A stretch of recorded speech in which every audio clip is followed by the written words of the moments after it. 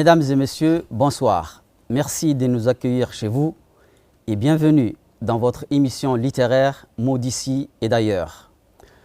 Mots d'ici et d'ailleurs est une émission proposée et préparée par le ministère de l'Éducation nationale et de la formation professionnelle en collaboration avec la RTD et les centres régionaux pour la francophonie.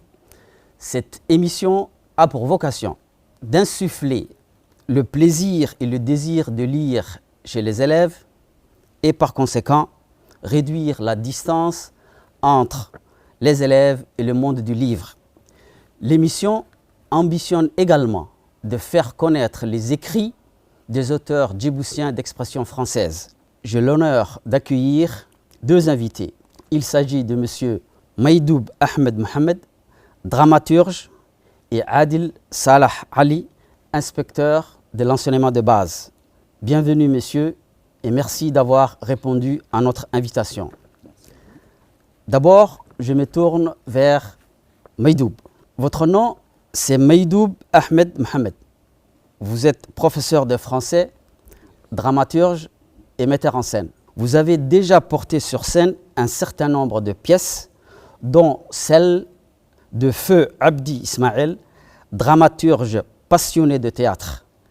Vous êtes l'auteur de 2 pièces de théâtre publiées aux éditions Soleil Levant. La première pièce a pour titre « Chers voisins » publiée en 2019. La seconde, « Au royaume de la sagesse » publiée en 2021. Cette dernière, c'est-à-dire « Au royaume de la sagesse », cette pièce, inspirée d'un conte traditionnel, vous explorez le patrimoine culturel afar. Pour notre émission, nous allons nous focaliser sur la pièce intitulée « Chers voisins ». C'est une pièce composée de 5 actes. Elle traite et met en scène la problématique de l'immigration des ressortissants des pays voisins en situation illégale dans la capitale djiboutienne. La pièce brosse également un tableau de la société djiboutienne et de ses stéréotypes. Actuellement, vous travaillez sur une pièce de théâtre intitulée « La couronne et le turban ». C'est une pièce centrée sur le personnage de Seyyid Mohamed Abdel Hassan et le soulèvement des Drawish qui combattirent l'impérialisme anglais au Somaliland britannique. Maïdoub, ma première question porte sur votre pièce intitulée Chers voisins. Vous conviendrez avec moi que le théâtre sert à divertir. Parfaitement, oui. Procurer des émotions et de ce fait permet au spectateur ou au lecteur de s'évader de son quotidien. Dans votre pièce, Chers voisins, vous mettez en scène une famille d'immigrés fraîchement arrivés à Djibouti en provenance d'un pays voisin. Cette famille qui a élu domicile juste devant la porte d'un habitant d'un quartier huppé de la capitale, racontez-nous brièvement l'histoire. Oui, merci beaucoup Mohamed. Donc c'est l'histoire de Sharif, Sharif, un monsieur. Donc on n'a pas précisé de quel pays il vient exactement, mais bon, ça laisse sous-entendre que sûrement c'est un pays voisin qui jouxte un peu nos frontières. Donc Sharif est déjà passé par Djibouti, donc il a déjà vu Djibouti et là il compte s'y installer avec femme et enfants et la pièce s'ouvre déjà par leur voyage donc pédestre. Ils viennent à pied donc avec sa femme qui est enceinte et puis ses 2 enfants et tout en venant, Sharif déjà a tout calculé, il a tout prévu, donc c'est ce qu'on va voir tout au long de la pièce. C'est un calculateur, c'est quelqu'un de très intelligent. Donc, il expose à peu près sa femme les raisons qui les poussent à venir en même temps. D'accord, c'est gagner de l'argent. Et là, pour lui, Djibouti, c'est l'endroit idéal pour se faire de l'argent. Il est dit, l'argent coule à flot. Donc, il suffit de se baisser pour ramasser à Djibouti. Donc, c'est la cour des miracles, donc tout ce qu'il dit. Ensuite, il va changer de programme. Au début, il voulait s'installer avec la belle famille, machin, tout ça. Mais il va changer. Il va dire que c'est mieux de s'installer dans les zones résidentielles parce que là-bas, il n'y a pas de concurrence, ils auront le monopole, donc c'est ce qu'il dit à sa femme, donc le monopole de toutes les activités. Donc vu qu'à Djibouti, les immigrés, en fait, c'est eux qui traitent tous les petits boulots. Donc, donc il dit c'est mieux. Et la police ne va pas les inquiéter parce qu'elle ne fait que tourner dans les quartiers populaires. C'est ce qu'il prétend. Donc ensuite, petit à petit, il va familiariser avec une famille qui va les accueillir. La famille de Ali et Djanno, donc, qui vont les accueillir à bras ouverts. Bon, Djanno plutôt va les accueillir à bras ouverts, mais Ali, lui, il est récalcitrant, il est contre l'époux. Bon, petit à petit, il va s'adapter, ils vont faire connaissance. Donc, Djanno va partir. Il aura sa cabane juste à côté de la maison d'Ali. Donc, il devient même un conseiller très proche d'Ali. Donc, jusqu'à vouloir rouler la famille, jusqu'à vouloir. Il volera les papiers. Il changera d'identité. Il va se séparer de sa femme pour finalement endosser une autre identité afin, oui, c'est ce qu'il dit à l'acte 4, là, on ne peut pas traîner la misère derrière soi, donc c'est-à-dire il va se débarrasser de femmes et enfants. Il va ensorceler son bienfaiteur Ali qu'il a accueilli, donc par le biais de la magie noire, tout ça dont il va user, donc le thème, on va y venir aussi.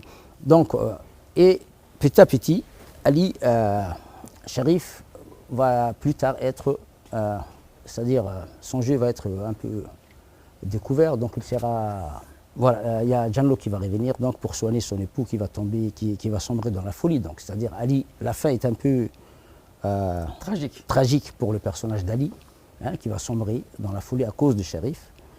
Donc il va être dénoncé à la justice et après il sera emprisonné, quoi. Très bien, merci. Voilà. Nous allons nous intéresser maintenant au personnage Djanno. D'accord. Djanno, c'est la femme d'Ali. C'est une femme d'une très grande bonté. Exactement. Une femme d'une générosité rarissime. Une femme qui a le cœur sur la main. Mais malheureusement, sa générosité et son humanisme démesuré conduisent à sa perte. Et oui, pire, à l'implosion et l'effondrement de son foyer, de sa famille. En mettant en scène un tel personnage, quel message voulez-vous faire passer? Alors, donc, Djanno, c'est vrai, et elle symbolise un peu, c'est un personnage qui symbolise un peu l'honnêteté, qui symbolise aussi la bonté. Donc, au départ, c'est pas ce qu'elle est réellement. Bon, on ne sait pas ce qu'elle était, mais sinon, c'est grâce au conseil, c'est suite au conseil de sa camarade. Là. Elle a pour camarade une certaine Rahou. Donc déjà, le nom Djanno, par exemple, rien que par son nom, je voulais faire un peu montrer que, bon, en Somalie, déjà, Djanno, c'est-à-dire c'est quelqu'un de... C'est le paradis, si on traduit littéralement. Littéralement, donc quelqu'un de bon, de foncièrement bon. C'est vrai, elle était bonne, mais aussi, elle est en manque d'enfants. Donc, elle est conseillée par une amie versée dans la religion qu'il faut aider son prochain, qu'il faut faire, faire la charité aux pauvres. Donc, si elle veut que Dieu lui porte secours, ou lui donne, exauce ses vœux plutôt, voilà. Donc, et d'ailleurs, un peu dans le Coran, c'est ça. Dans le Coran, il est conseillé de donner, distribuer, rétribuer, partager. Donc, Djanno va accueillir donc à bras ouverts. Dans l'acte 1, déjà, elle va donner tout ce qu'il y avait à la maison à la famille. Habits, nourriture, au détriment de son époux qui n'a même plus un tapis à la maison pour s'asseoir. Pour s'asseoir, pour sa petite séance de quatre, quoi, traditionnelle. Donc il s'en étonne. Et même jusqu'à ce qu'elle partage même son téléphone. Plus tard, elle va même les accueillir au foyer. Donc elle va donner même à la femme de Sharif, là, c'est-à-dire un salaire journalier vraiment excessif, trop excessif. Donc c'est-à-dire ça montre un peu le côté, le bon côté du personnage. Donc quelqu'un de bien, quelqu'un de bon. Et bon, c'est vrai, plus tard aussi, c'est ça qui va la perdre, cette bonté. Mais pas, c'est-à-dire quand même la femme est un peu reconnaissante. La femme de Sharif, au contraire, hein, est reconnaissante. Elle ne veut pas la faire payer déjà tous les services qu'elle lui rend parce que pour elle, c'est un peu, c'est quelqu'un qui les a accueillis. Elle ne peut pas la tromper, donc elle ne veut pas. Mais son mari, lui, c'est pas de cette oreille qu'il entend la chose. Est-ce que en donnant comme nom Jannah, qui veut dire littéralement paradis, est-ce que c'est un choix délibéré? Est-ce que c'est pas ce que pensent des Djiboutiens, les personnes qui sont candidats à l'immigration pour venir à Djibouti? Est-ce que ces gens-là ne pensent pas que voilà, les Djiboutiens, ce sont des gens d'une très grande générosité, d'une très grande beauté? Est-ce qu'au départ, vous aviez pensé à ça?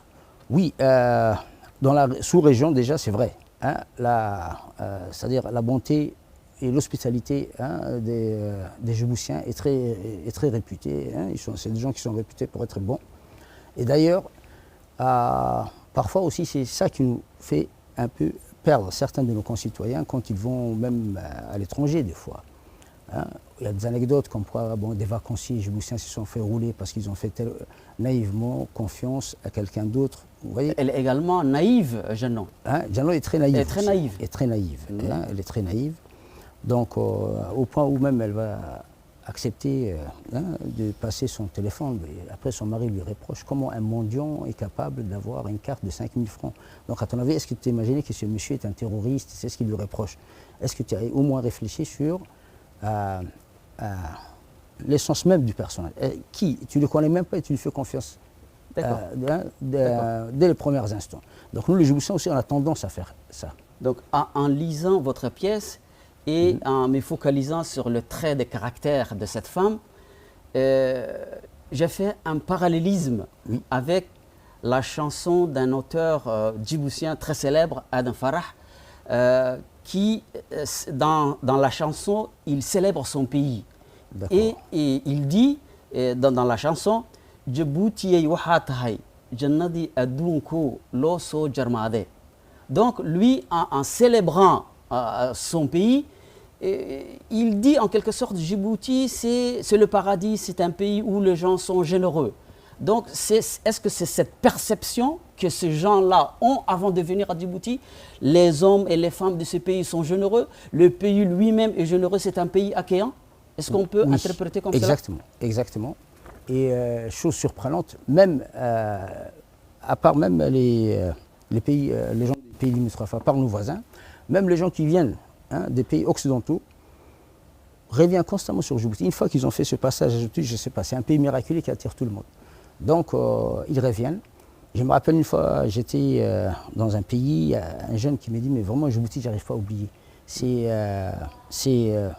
la générosité. Le ramadan, c'est ce qu'il m'a dit. Le ramadan, franchement, à Djibouti, c'est quelque chose. J'ai gagné facilement de l'argent, on me donnait assez.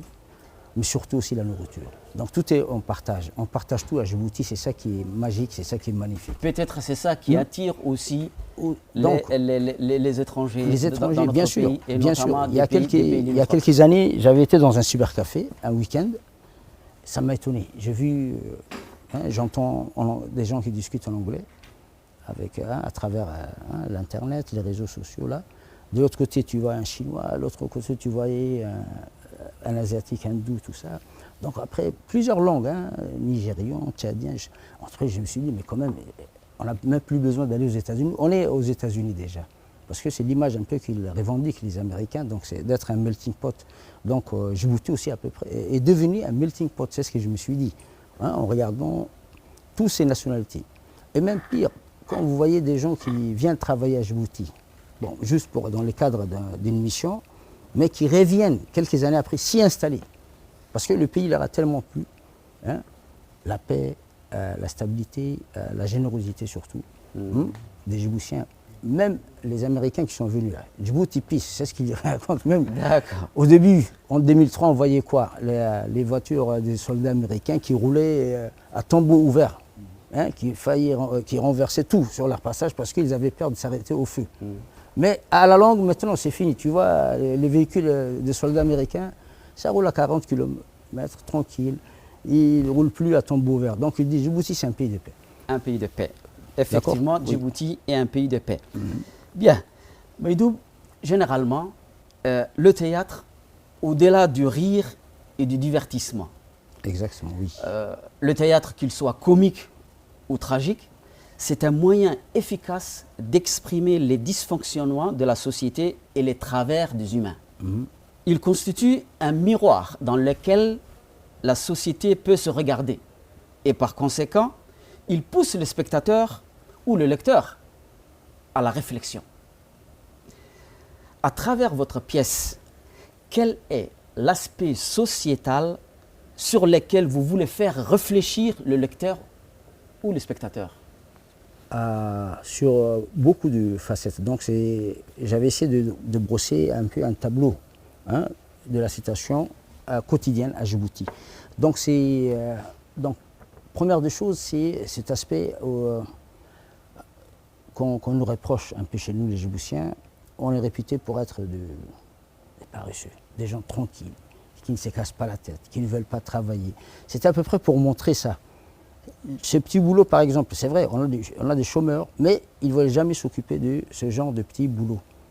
On le laisse aux immigrés. Donc, je voulais à peu près attirer d'abord un peu sur... Et pourtant, ce sont des métiers qui peuvent nourrir son âme. Bien sûr, largement. Donc, ces petits boulots que les Djiboutiens n'aiment pas. C'était pour montrer qu'il y a quand même du travail à Djibouti. Même si on dit qu'il y a du chômage, il y a du travail, mais c'est aux gens d'aller chercher ça. Deuxièmement, oui, quel autre tableau? Les réseaux sociaux aussi, par exemple. Donc, ces derniers temps, ça prend un peu de l'ampleur. Les gens l'emploient tout ça juste pour s'aimer la zizanie, ou soit, c'est-à-dire, aussi, on y évoque, c'est un peu vers la fin. On parle aussi des réseaux sociaux. De la pièce. Oui, les réseaux sociaux. C'est côté la mal-utilisation de la technologie. Donc, les gens utilisent un mauvais dessin. La technologie, on évoque, il en parle à l'acte 3 et à l'acte 4. 3, 4. Donc, quand il veut briser l'image d'Ali, il dit qu'il va utiliser les réseaux sociaux. Sharif. Donc, c'est à travers les réseaux sociaux qu'il va faire du mal, et c'est à travers les réseaux sociaux que la femme va avoir un écho, que son mari va prendre une seconde épouse. Donc, c'était pour briser le couple. D'accord. Donc, le mauvais usage aussi des réseaux sociaux, donc c'est-à-dire est implicitement soulevé. D'accord. Si je résume un peu, c'est le message que vous envoyez au lecteur, au téléspectateur. Voilà. Ici, à Djibouti, il y a des petits métiers qui sont occupés par des étrangers, voilà, mais que les Djiboutiens peuvent le prendre, et ils peuvent vivre à partir de ces petits métiers. Alors, l'autre message, c'est le fait que c'est le côté négatif des réseaux sociaux. Des réseaux sociaux et la mal-utilisation des réseaux sociaux. Et au niveau aussi des croyances, je crois, au niveau des croyances, il y a aussi un message implicite. Au début, parce que c'est la religion qui le dit, et par la voix d'un cheikh aussi, qui va venir pour convaincre Ali d'aider Sharif, tout ça. D'aider la famille de Sharif, les pauvres, tout ça. Donc, il va beaucoup se focaliser sur la religion. Donc, après, ce Sharif lui-même va employer les sciences occultes là pour arriver à ses desseins ou pour faire mal à son bienfaiteur, Ali. Donc, c'est cette double croyance aussi qui est un peu reprochée aussi aux gens. Cette croyance de croire à la religion, mais en même temps aussi d'employer les sciences occultes aussi. Il y a des gens qui y croient énormément, dur qu'on fait. Le gris-gris. Le gris-gris, voilà, on dit chez exactement. Il dit, cher Barour, par exemple, c'était le terme, bon, entre guillemets, il est capable de gris-griser tout le monde. C'est ce qu'il dit. Voilà. Le gris-gris, exactement. Et c'est ce dont Ali a été victime. A été victime. Après, donc, c'est quelque chose aussi qui se reflète aussi dans la société africaine. Quand on voit, ce n'est pas uniquement à Djibouti. C'est sur l'ensemble du continent. Les croyances. Les croyances aux diverses sciences. Alors qu'on s'est dit être musulman et qui s'est interdit dans la religion normalement. Donc, votre pièce, en quelque sorte, reflète une réalité qui prévaut dans la société djiboutienne. Djiboutienne, exactement. Et voilà, c'est dans votre pièce, l'hypocrisie est un thème dominant. Le personnage Sharif, on l'a dit, est l'archétype même d'un hypocrite. Ses sentiments sont insaisissables et ses actes camouflent ses pensées. Exactement. Justement, dans l'acte 3, scène 1, Waris, la femme de Sharif, se propose d'aider Jeannot à faire le ménage puisque Jeannot est un tout petit peu malade. Et elle se propose de l'aider gratuitement en guise de remerciement de sa bienfaisance. Mais la générosité sans borne de Waris contrarie les plans de son mari, qui lui, son seul but, c'est de gagner de l'argent par tous les moyens. Exactement. Il dit à sa femme, et je cite, ces gens sont pleins aux as, nous nous devons de les aider à mieux délester leur bourse. Qu'avez-vous voulu montrer à travers cette réplique? Voilà, c'était pour dire que aussi, bon, quand ces gens-là, vous les aidez, il y a certains qui prennent ça pour un peu près de la naïveté. Ils pensent, c'est clair, j'ai été dans diverses régions, dans divers pays de la région, donc on nous reproche un peu cette nonchalance. Nous sommes censés être des gens dépensiers, et eux, parfois quand on fait l'aumône ou quand on aide quelqu'un, ils pensent que c'est parce qu'ils nous ont roulés. Ils pensent nous rouler, alors que nous, c'est des bons cœurs. C'est des bons cœurs qu'on donne. Et eux, ils interprètent mal ce geste. Vous les Djiboutiens, vous êtes ignorants. Vous les Djiboutiens, vous êtes des enfants. Vous les Djiboutiens, vous ne les réfléchissez pas. En Somalie, déjà, ils disent quoi? Les gâteaux. En Éthiopie, quoi, qu'est-ce qu'ils disent? Rocher des watts. Voilà. Tout, on s'en fout, rocher. Rocher. Voilà. Ça fait rien. Ça fait rien. Donc, c'est-à-dire, c'est cette image à peu près. Alors que nous, non, ça c'est notre caractère propre, d'aider. Parce que de l'autre côté aussi, mais ce n'est pas de la nonchalance. C'est pas de la. C'est le côté dépensier, généreux du Djiboutien. Voilà, exactement. Parce que je pense que c'est au fondement même de notre société, parce que nous sommes une société multi-ethnique, donc diverses, des gens qui sont de divers horizons. Orient, Europe, Afrique, donc ils se sont retrouvés à peu près dans ce pays. Donc pour nous, donc, je peux dire qu'on a une culture un peu, c'est un pays un peu multiculturel, différemment de nos voisins.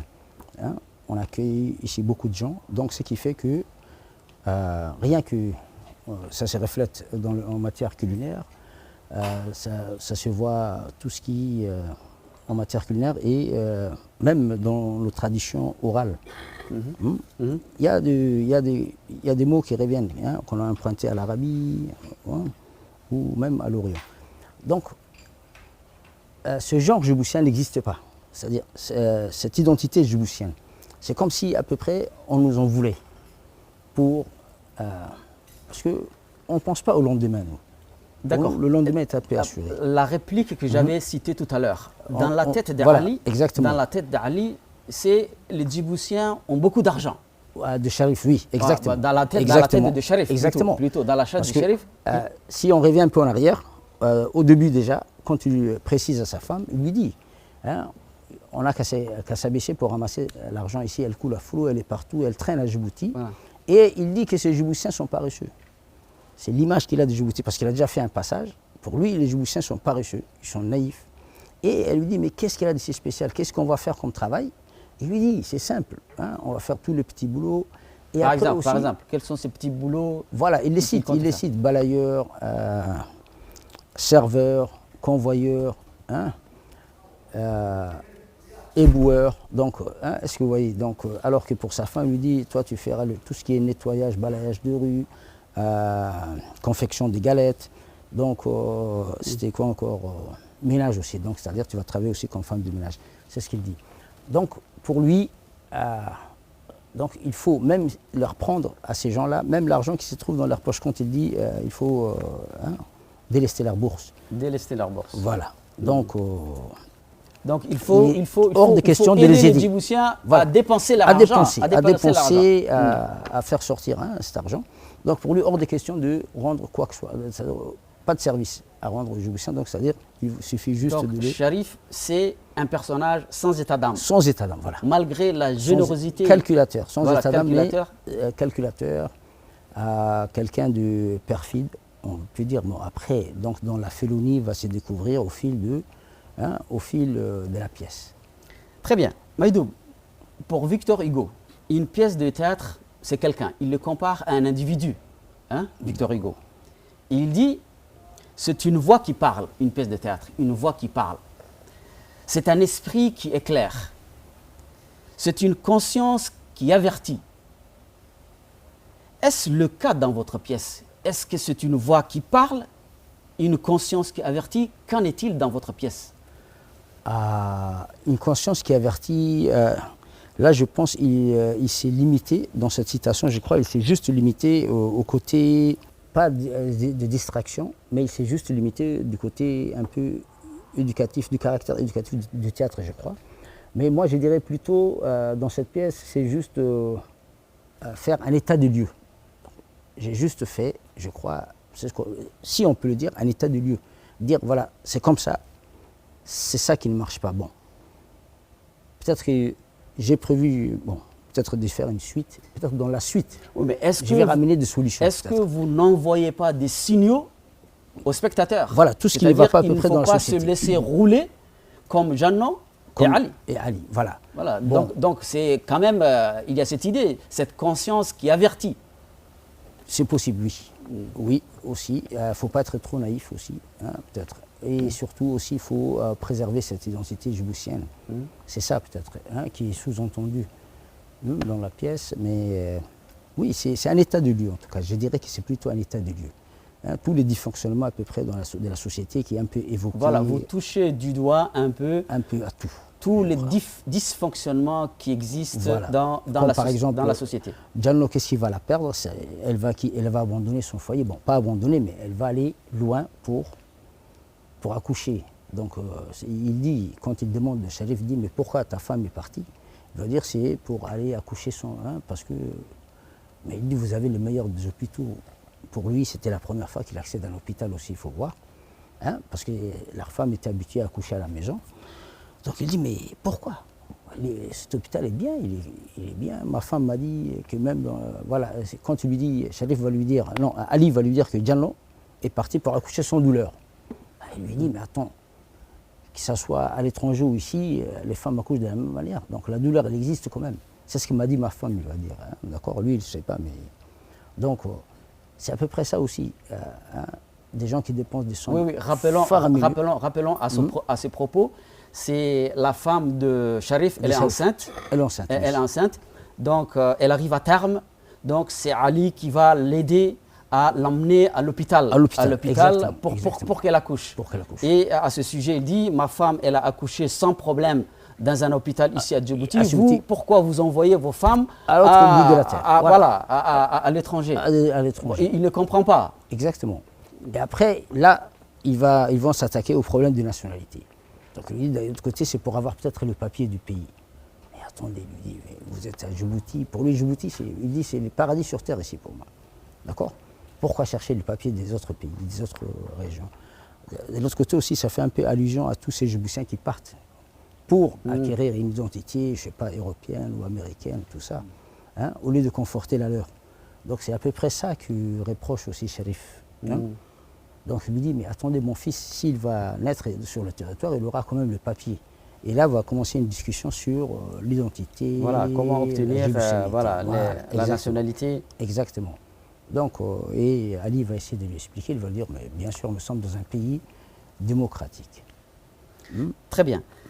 Tout à l'heure, comme on a dit tout à l'heure, à travers votre pièce, vous dénoncez les défauts des hommes. D'accord? Homme avec un grand H. Avec un grand H. Exactement. Et par conséquent, de la nature humaine. Hein? Donc, quelle est la visée moralisatrice de votre pièce? La visée moralisatrice, c'est s'entendre, hein, comprendre son prochain aussi. Donc quand il est dans la nécessité, c'est ce que fait Ali, à Jeannot plutôt, et Ali, bon, plus tard. Donc c'est-à-dire, ils écoutent, ils viennent en aide à leur prochain, ne pas rouler l'autre aussi, c'est-à-dire ne pas c'est-à-dire ne pas rouler l'autre, se faire confiance entre individus, c'est ça. C'est ça le message que je veux aussi faire passer à travers. Il faut se faire confiance les uns des autres, les c'est ça? uns les autres, voilà. Et aider son prochain aussi, l'aide à son prochain. Mais au départ, c'était aussi pour Est-ce que ce n'est pas un clin d'œil que vous faites aux Djiboutiens par rapport à leur comportement vis-à-vis des... Bon, c'est malgré les étrangers stéréotypes qui existent à travers, c'est-à-dire le regard croisé, l'image des soi et de l'autre, malgré tous les stéréotypes qui sont véhiculés quand même, il faut s'aider, il faut s'épauler et vivre ensemble. À peu près, c'est là aussi. D'accord. Le vivre ensemble, parce que au départ, c'était pour montrer que l'immigration dont on parle souvent à la télé, c'est toujours nord-sud. Tels gens sont en péril dans la mer, je ne sais pas, pour atteindre l'Europe, pour entrer vers l'Europe. Mais quand même, c'était pour dire qu'une immigration sud-sud existe.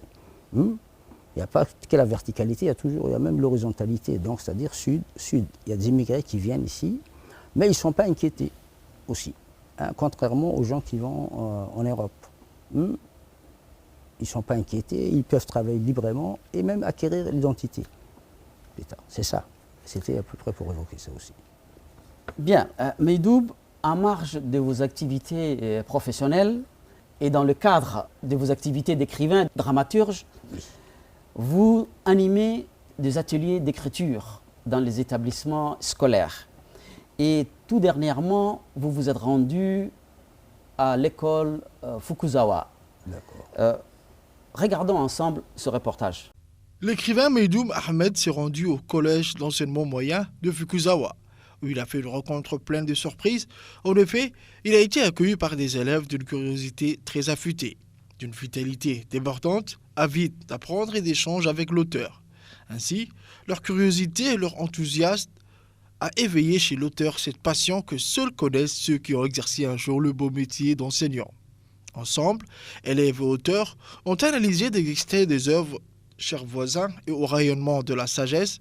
Avec l'aide de l'écrivain, ils ont appris comment faire progresser une intrigue dramatique. Comme une pièce de théâtre à triple objectif, d'être lue, vue et entendue, ils ont également tous ensemble interprété quelques extraits, texte en main, avant d'amorcer un travail d'improvisation en jouant des jeux de rôle. Ce fut une expérience enrichissante, marquante, que les élèves, tout comme l'auteur, souhaitent renouveler chaque année dans les établissements scolaires. Bien, nous venons de voir ensemble, vous qui êtes en train d'animer un atelier au collège Fukuzawa. En quoi consistait au juste cet atelier? Oui, c'était dans le cadre suite à la semaine de la lecture, de l'événement Lire en fête. Donc j'ai été amené à aller dans l'établissement de Fukuzawa où il y avait des jeunes qui étaient très très motivés. Je leur ai parlé un peu de mon métier. Ils m'ont posé comment pour être acteur, tout et tout. Et après aussi, on a fait quelques exercices des jeux de scène. Ça s'est vu sur les images. Mais aussi, plus tard, on avait essayé de travailler à peu près comment écrire un dialogue, tout ça. On a vu voilà, comment écrire les différentes répliques d'une pièce de théâtre. Est-ce que vous avez fait jouer votre pièce, Chers voisins, Quelques répliques, et même, bon, on a fait après pour quelques exercices de jeux d'acteurs, voilà, des jeux d'acteurs, ou des jeux d'acteurs, ou des jeux de rôle, voilà. Des jeux de rôle. Est-ce que les enfants se sont mis dans la peau des personnages? Oui, c'est des jeux à peu près, c'est des choses qui leur parlaient, parce qu'au départ, le théâtre, c'est aussi c'est la vie quotidienne, c'est quelque chose d'inné. Donc les Grecs l'ont dit, le théâtre c'est drama, ça vient de drama, qui veut dire la vie de toujours. Donc ils ont aimé ces jeux de rôle, donc je les comprends aussi, ils sont jeunes. Parce que plus ils sont jeunes, il y a plus de volonté aussi. Quand on travaille avec des adultes, c'est un peu différent. Les adultes, c'est plus difficile de leur faire accepter à jouer tel rôle. Donc on devient un peu plus compliqué quand plus ça grandit, ça devient un peu rigide. Donc avec les enfants, c'est beaucoup mieux. Ils sont toujours disponibles. Et ces exercices que je leur ai fait faire, là, ils l'ont accueilli d'une très bonne manière. Très bien, ils l'ont accueilli favorablement. Favorablement, oui. Donc à présent, nous allons donner la parole au public. Le public ici présent a lu la pièce de théâtre, j'imagine.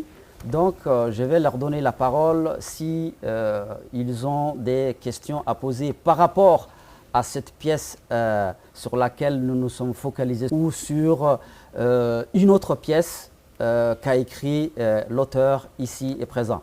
Alors à vous la parole, qui veut prendre la parole? Assalamu alaikum wa rahmatullahi wa barakatuh. Je m'appelle Ismaël Mohamed Mogué, élève Fukuzawa, classe de 9e année.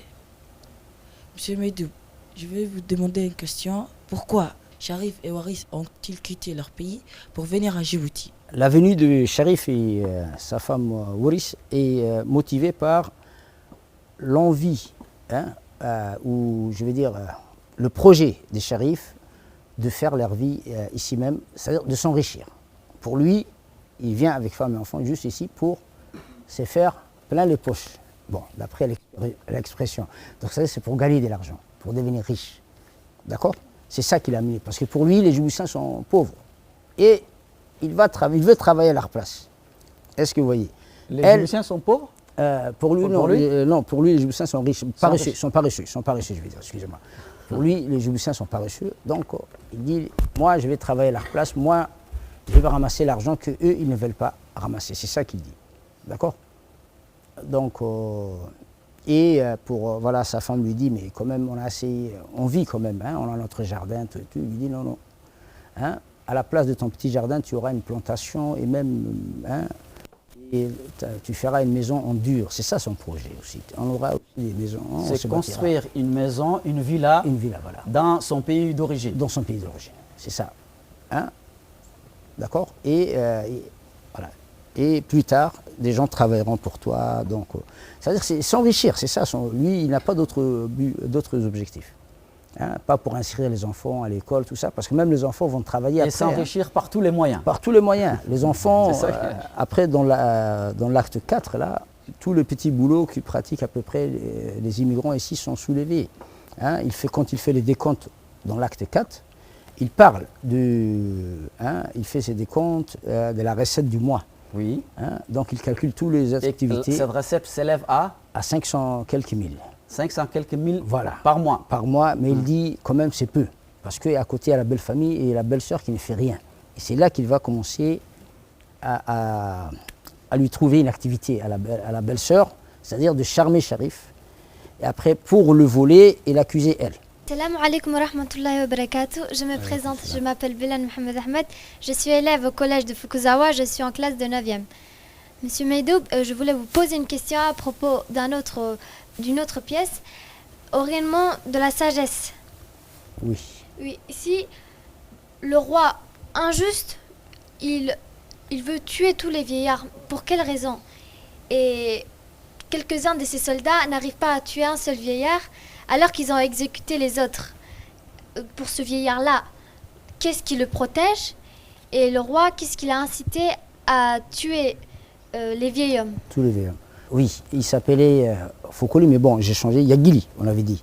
Yagili, dans la dernière version qui est parue. Il veut éliminer tous les vieillards parce que pour lui, c'est eux qui sont fautifs de la décadence du royaume, donc du pays. Si le pays va mal, c'est à cause des vieux. D'accord? Donc, c'est parce que son père s'était appuyé, il avait comme conseiller que des vieux. Et lui, il veut changer la chose. Hein? Il dit, si tout va mal, c'est à cause des vieux. Pourtant, là, il y a un vieux qui va lui faire remarquer, il lui dit, mais quand même, il y avait une réplique, quand même, du ciel ou des hommes, chacun a ses défauts. Bon, pas le ciel normalement, mais bon, c'est juste pour dire, donc du ciel, chacun a ses défauts. Il lui dit non. Hein? Donc si le royaume va mal, si les femmes ne mettent plus bas, si les bêtes ne mettent plus bas, je veux dire, si les femmes n'en font plus, s'il ne pleut plus, tout ça, c'est à cause des vieux. Donc c'est pour ça. C'est pour les punir, hein, d'avoir mal conseillé son père, selon lui. Après, il y a un vieux qu'ils n'arrivent pas à tuer, c'est vrai. Ils vont essayer tous les moyens possibles, hein, mais l'épée glisse sur sa peau comme une plume. Ils vont le balancer dans la mer, il nage comme un poisson, il flotte dans les puits, il nage dans la mer, il vole dans les airs quand on va le jeter du haut de la montagne. Donc c'est un vieux qui leur sera imposé par le destin. Eux, c'est pas qu'ils n'ont pas voulu le tuer, ils ont essayé par tous les moyens. Mais une fois qu'il n'y arrive plus, qu'est-ce qu'il doit faire alors? Est-ce qu'il doit forcer le destin ou s'y soumettre? Donc ils vont s'y soumettre et ils vont se laisser, ils vont cacher ce vieux, hein, à l'insu de tout le monde, et jurer par leur vie de ne plus dénoncer son existence, parce que le roi ne va jamais leur pardonner d'avoir laissé un vieux, ou d'avoir exhibé un vieux, d'exhiber un vieux à ses yeux. Donc il ne va jamais leur pardonner. Ils craignent tellement la colère de leur roi qu'ils préfèrent le cacher. Et selon eux, si jamais le roi, c'est-à-dire si jamais ils ont un jour, peut-être qu'ils vont dire aussi peut-être qu'un jour on aura besoin de son expérience ou de ses conseils, et c'est ce qui arrivera. C'est ce qui arrivera lorsque le roi va leur demander de réaliser 3 missions impossibles à faire. Hein. Trouver une femme qui enfante le lendemain de noces. Hein. Impossible à réaliser. Charger un dromadaire de jujubes, sans bas, sans sac, rien du tout. Il faut que le chameau transporte les jujubes, qui sont censés être rondes, hein, qui roulent aussi. Donc tout ça sera résolu grâce au conseil du vieux, parce qu'eux, ils n'y arrivent pas. Est-ce que vous voyez? C'est pour dire que dans la société, il y a toutes les générations, il y a différents types de générations, et tout ça forme une société, et sans le vieux, une société ne peut jamais fonctionner. Sans les anciens, je ne veux dire pas les vieux, mais les anciens. Sans les anciens, point de société. Il n'y a aucune mémoire. C'est eux la mémoire, c'est eux l'expérience, c'est eux les lois, c'est eux les règlements, c'est eux qui régissent tout. Est-ce que vous voyez? C'était pour ça, pour parler de ça. Très bien. Est-ce qu'il y a encore une autre question? Père Moussa Adenrar, je voulais vous demander une question. Monsieur Meïdoub, qu'est-ce qui vous a inspiré d'écrire une pièce de théâtre? Peut-être, je crois, c'est à cause de mon vécu, je crois. J'étais seul à la maison, j'avais mes frangins n'étaient pas avec moi, donc j'étais seul souvent. Et je me faisais des petites scènes, des petits rôles, moi-même, quand on m'empêchait de sortir jouer. Donc j'ai commencé mon cinéma chez moi-même. Hein, je mettais la maison sans dessus-dessous. Donc c'est ça, peut-être c'est à peu près mon vécu, je crois. Hein, c'est ça qui m'a poussé à écrire. Mes chers voisins, si je reviens à la pièce sur laquelle on travaille, la mission se fait aujourd'hui tout autour. Donc, chers voisins, qu'est-ce qui m'a incité à écrire? Si j'ai dit chers voisins, c'est j'ai vécu à peu près la même chose. D'accord? Il y a des gens qui viennent s'installer devant chez moi. Un matin, hein, à côté, juste à côté de chez moi. Au début, c'était le long d'un mur. Après, ça progresse d'un pas, 2 pas, 3 pas, jusqu'à condamner carrément l'entrée de la maison. Hein? Et finalement, ces gens-là, petit à petit, on devient familier.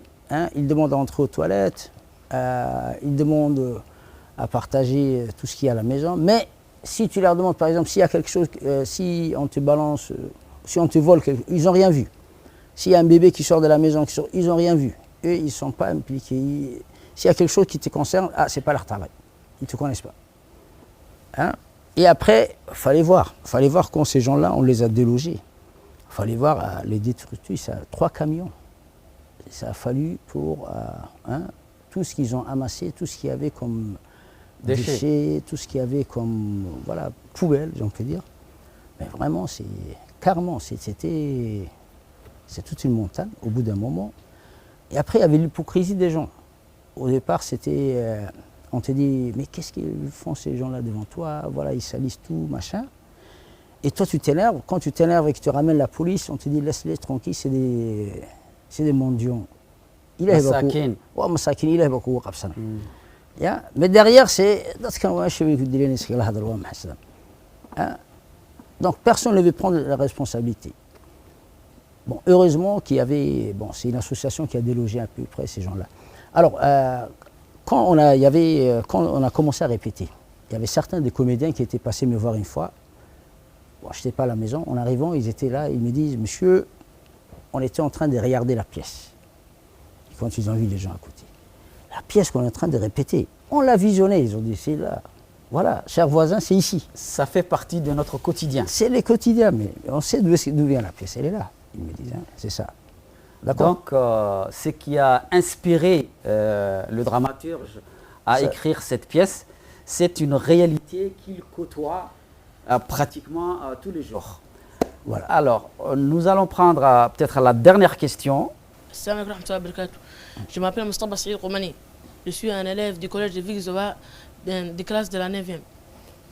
Monsieur Medoub, je vais vous demander une question. Oui. Dans quel but vous avez écrit la pièce de théâtre qui est Chers voisins? Dans un premier temps, c'était pour faire... D'abord, merci de poser la question. Dans un premier temps, c'était pour faire rire les gens. Parce que au départ, j'avais écrit Au rayonnement de la sagesse, avant Chers voisins, normalement. Mais bon, après l'apparition, c'était d'abord Chers voisins qui est paru avant. Mais au départ, c'était pour faire rire parce que Au rayonnement de la sagesse, j'ai mis un peu... c'est un peu l'expression, c'est un peu recherché. Ma femme m'avait dit, mais écoute, ça c'est lourd avec tes histoires de traditions, tout ça, ça ne va pas faire intéresser les gens. Il faut quelque chose de plus comique. Donc c'est pour ça, c'était au départ pour faire rire et dénoncer en même temps, dénoncer c'est-à-dire quelques travers de la société à travers cette pièce, c'était ça. D'accord? Certains problèmes qui persistent à Djibouti, ou aussi pour dire aux Djiboutiens, nous avons le meilleur des pays, arrêtez de regarder ailleurs. Est-ce que vous comprenez? C'était à peu près ça aussi. Parce que vous aviez certains Djiboutiens qui se disent, c'est quoi ce pays? Certains jeunes qui sont un peu désabusés. Mais pour aller où? Où est-ce que tu vas aller? Tu es dans le meilleur des pays, voilà, les gens se battent pour venir ici. C'était à peu près pour dire ça aussi, d'accord? Pour ces jeunes qui se font des idées fausses. Est-ce que vous comprenez? Et certains gens qui viennent ici, mais bon, pour qui Djibouti reste un endroit idéal aussi, un peu montrer ce côté. J'ai vu dans un pays à côté des gens qui me disaient, mais si je reviens là et que je reste une semaine, c'est fini. Djibouti, pour nous, je ne sais pas, il y a quelque chose qui nous attire vers Djibouti. On ne peut pas rester Rien ici. de comparable. Rien de comparable. Il y a une amie qui me disait ça, une amie d'un pays voisin, me disait, mais moi je ne comprends pas. Très bien, très bien. Merci Medoub. À présent, nous allons passer au deuxième volet de l'émission, le volet pédagogique. Pour ce faire, nous avons notre invité, c'est M. Adil Salah Ali. Monsieur Adil, vous avez été tour à tour instituteur, directeur d'école, conseiller pédagogique. Actuellement, vous êtes inspecteur de l'enseignement de base. Mais vous êtes également directeur pédagogique de l'éducation manuelle et technique, EMT, et des TIS. Et des TIS. Donc, en tant qu'inspecteur, M. Adil, inutile de vous dire que les compétences en lecture jouent un rôle fondamental dans la réussite des élèves. Et vous conviendrez avec moi que l'intérêt et le goût pour la lecture que nous recherchons quotidiennement sur le terrain, mais également à travers cette émission, ce goût de la lecture influe positivement sur le développement des compétences. Donc, quelle est la place de la lecture plaisir dans les enseignements apprentissage à l'école primaire? Merci M. Mohamed. Tout d'abord, déjà, pour faire une petite parenthèse sur ce point-là, quand on parle de lecture plaisir. Lecture plaisir, c'est qu'est-ce que c'est la lecture plaisir? C'est lire tout ce qui vous fait plaisir. Donc en ce moment-là, on voit par exemple, en restant toujours sur cette petite parenthèse, on voit aujourd'hui les jeunes sur les messages envoyés en texto, donc la curiosité qui les pousse déjà, c'est des petites lectures, mais on voit les curiosités qui les fait. Si je reviens maintenant à la question, par exemple, ici au niveau institutionnel, qu'est-ce qu'on programme? Le ministère de l'Éducation nationale déjà a établi un programme assez riche au niveau, par exemple, de la base. Si je prends par exemple, là en face de moi, vous avez le Big Book qui est installé tout en face ici. Ça permet l'initiation déjà de la petite classe vers la classe normalement avec le nouveau curricula, le changement et le nouveau programme à réviser actuellement. Donc, le ministère de l'Éducation nationale accorde une grande place à cette, comment dirais-je, en dehors des enseignements apprentissages, à la lecture. Lecture, plaisir, dite en général plaisir. Comment faire plaisir à ces jeunes-là, en dehors de tous ces enseignements apprentissages. Et si je prends par exemple le cas au niveau de la première année, vous avez le caravane ici, le Big Book, si je peux en ose le montrer, et à partir de là, vous avez des images ici, des illustrations qui sont déjà préposées, et à partir de cette position, l'enseignant essaie de lire ça, les enfants déjà dès la première année essaient d'écouter, par l'écoute déjà, et à partir de cette écoute-là, s'approprie le texte déjà et essaie, comment dire, M. Medoub le dirait déjà, on fait une mini-initiation au niveau de théâtre. Les enfants essaient de jouer, d'exploiter un peu tout ce qui est acquis par rapport à ce texte-là conçu, et à partir de là, ils essaient de jouer.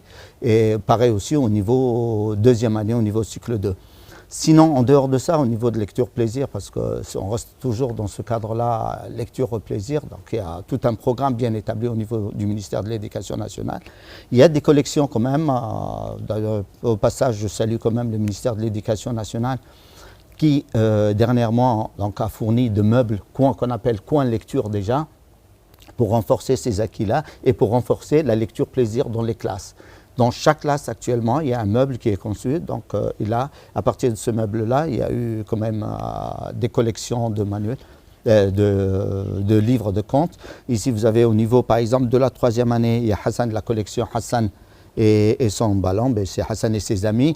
Il y a 8 collections qui ont été donc quand même conçues par le CRIPEN. Au niveau de la quatrième année, on essaie de travailler quand même sur des textes encore pour donner le goût, l'amour de la lecture, qui parlent à peu près de l'environnement de l'enfant, comment vit l'enfant djiboutien en général, et sur tous les plats, les amitiés, comment dirais-je, les connaissances et tout ce qui passe autour de la plage au niveau de l'environnement de l'enfant djiboutien, au niveau de la quatrième année. Et en cinquième année, on travaille toujours sur les mêmes collections, ce sont des collections quand même locaux, fournies par le CRIPEN. Et là, ce sont des livres de contes, des contes africains. Et ces contes africains, chaque année, au niveau des classes de cinquième année, on essaie de déjà faire sous forme de concours, en dehors de tout ce qui est enseignement-apprentissage. On essaie de donner le goût aux enfants déjà de lire, de voir comment ça se passe en dehors de Djibouti. Parce que déjà, en troisième année et en quatrième année, ils voient à peu près l'environnement local ici à Djibouti. Et on essaie de les extérioriser un peu sur les contes africains à partir de la cinquième année. Et là, on essaie de créer des concours d'abord interclasses, et à partir d'interclasses, on fait intercirconscription, et ainsi de suite, essayer de les récompenser à la fin de l'année pour les pousser. Donc, si j'ai bien compris, la lecture plaisir fait partie intégrante des enseignements apprentissages à l'école primaire. Oui. Est-ce qu'il y a des horaires qui sont prévus dans les emplois du temps de l'enfant? Et c'est combien d'heures? Par exemple, combien de minutes, combien d'heures? Le temps imparti à la lecture plaisir. Effectivement, donc, comme je disais tout à l'heure, le programme est assez riche. C'est déjà prévu, donc conçu dans tout le programme, de la première année à la cinquième année. Bon, après, c'est en fonction de classe. Par exemple, le lecture plaisir au niveau du cycle 1, ça tourne aux alentours de 35 à 45 minutes. Et à partir du cycle 2, la troisième année, quatrième année et cinquième année, c'est à raison d'1 heure par semaine. Et d'1 heure par semaine, où en ce moment-là, l'enseignant essaie de voir avec les enseignants, avec les élèves, à partir de ces, comment dirais-je, collections déjà données. Et en dehors de cela, on essaie de travailler aussi sur d'autres textes, parce qu'actuellement, on est en train de travailler au niveau du ministère de l'Éducation nationale sur les innovations pédagogiques. Et ces innovations pédagogiques nous poussent à des enseignants réflexifs. L'enseignant qui réfléchit déjà en avance, qu'est-ce qu'il va donner à ses élèves? Comment attirer ces élèves-là vers la lecture? Comment leur donner l'amour de la lecture? Et par quelle stratégie et quelle piste passer par là?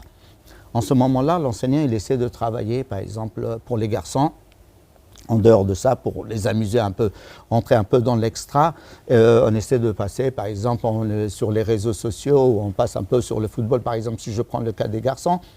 Actuellement, le meilleur joueur, faire un reportage sur un meilleur joueur, Messi ou Neymar ou Mbappé, tout ça, donc attirer les quelques élèves. Déjà, la majorité y sont déjà. Mais pour les quelques élèves qui encore ne se sont pas mis encore à l'action, on essaie de les motiver d'une autre façon en allant vers eux. On essaie d'inciter les enseignants de créer l'abcès maintenant pour aller vers la curiosité des enfants et c'est de leur proposer des textes qui les motivent pour au moins qu'ils puissent lire, leur donner l'amour de cette lecture-là. Très bien. Ouais. Alors, qui dit lecture plaisir, c'est en quelque sorte mettre l'eau à la bouche de l'élève pour qu'il puisse aller de son propre chef vers le livre, pour le lire. Ouais. Donc, est-ce que dans les établissements scolaires, il y a suffisamment de livres qui sont à la portée de ces enfants-là dans tous les établissements? Est-ce que les établissements sont bien dotés en bibliothèque verte pour que l'enfant puisse aller le chercher de son plein gré et le lire? Les bibliothèques existent dans les écoles, c'est des mini-bibliothèques. Les grandes bibliothèques n'existent pas encore. C'est en cours de construction et en cours de projet actuellement. C'est pour ça que le ministère a doté dans chaque classe, à un moment donné, on avait quand même la valise tournante. Il y avait une valise, une espèce de mallette, une centaine de livres à ce moment-là, avec diverses activités qui pourraient intéresser les enfants. Maintenant, bon, on a essayé de changer la tendance, mais on a créé des coins de lecture dans chaque classe. Les livres, ils sont, même si ce n'est pas très suffisant encore, mais les livres existent encore. Mais le travail qu'il faut faire, c'est au niveau des élèves, essayer de rattraper, accrocher le maximum d'élèves pour de leur donner ce goût de l'amour du livre. Alors, merci, monsieur l'inspecteur, pour cet éclairage par rapport à la lecture plaisir dans les enseignements apprentissage. Nous nous acheminons vers la fin de l'émission. Mais avant de clore l'émission, nous allons passer à la question du jour. Cette question s'adresse à nos jeunes téléspectateurs. La question est la suivante. Citez le nom d'un dramaturge djiboutien autre que Maïdoub. Je répète la question. Citez le nom d'un dramaturge djiboutien autre que Maïdoub. Merci d'envoyer vos réponses dans l'adresse mail qui va s'afficher en bas de votre écran. Bien. Alors maintenant, pour conclure, peut-être je vais donner la parole à Maïdoub. Est-ce que vous avez un message à faire passer par rapport à la lecture, à l'écriture? Oui, un message très important. La lecture est la clé de la réussite. Donc, à nos jeunes téléspectateurs et même aux parents qui nous suivent, il faut que les élèves lisent, les enfants lisent. Et même, comme le disait l'inspecteur, en montrant un manuel, un livre pour les tout petits. Donc la lecture doit commencer dès les plus jeunes âges. Donc c'est-à-dire on doit habituer d'abord en leur racontant des histoires, puis en leur proposant aussi quelques livres dès leur plus jeune, tendre âge. Parce que plus tard, après, les enfants deviennent récalcitrants. C'est difficile qu'ils entament, une fois adultes ou une fois arrivés un peu à maturité, de se mettre à lire. Ils doivent commencer dès le plus tôt parce que la lecture est la clé de la réussite. Elle apporte beaucoup de choses à l'enfant, la patience, la concentration, le savoir. Tout se développe à travers la lecture.